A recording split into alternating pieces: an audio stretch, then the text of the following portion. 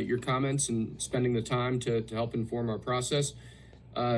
Megan, can we proceed with the next batch of public comments?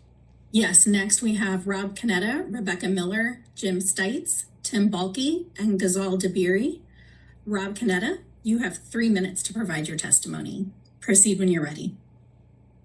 Thank you, Chairman and Commissioners.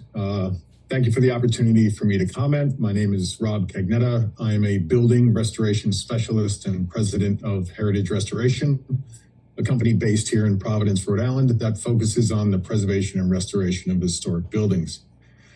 From that perspective, my remarks focus on the fundamental preservation principle when new construction is introduced. Besides an internationally significant historic structure, careful attention must be given to scale, hierarchy, and contextual design. For more than 2 centuries, the White House has served as both the residence and working office of the President of the United States. While the building has been updated over time, including major structural reconstruction undertaken during the Truman administration, those interventions consistently respected the original architectural composition and the primacy of the central residence. Even the later addition in the East and West Wings were conceived as subordinate elements. Their role was to support the functioning of the White House while maintaining the architectural dominance of the main house. They were designed to complement the residence and not compete with it. This long-standing discipline is essential to preserving the symbolic and architectural clarity of the White House complex.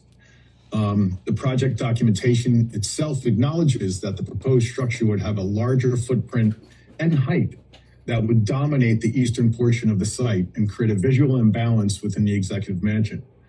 When the adjacent structure becomes visually dominant in this way, the architectural hierarchy that has defined the White House for generations becomes disrupted.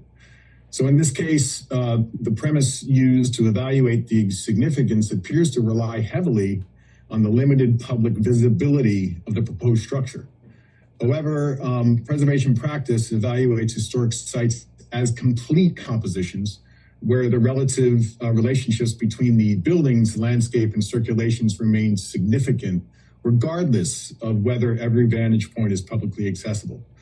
So in addition, the proposed alters the historic circulation of the east grounds. The design interrupts a traditional circular driveway by introducing the ballroom structure across it. That change modifies the spatial organization of the east side of the White House grounds, which historically has maintained a clear and balanced relationship between the building's landscape and circulation. This is not as simply as an aesthetic concern. Architecture communicates meaning. The White House is one of the most recognizable civic buildings in the world, and its physical prominence reflects its role as the center of American executive leadership. Any new construction within this should reinforce that meaning rather than dilute it. So, if additional gathering space is needed, there are certainly ways to accommodate that function. However, those solutions should be developed with the explicit goal of preserving the architectural hierarchy that historically has defined the White House. Thank you very much for your time and the opportunity to speak. Thank you.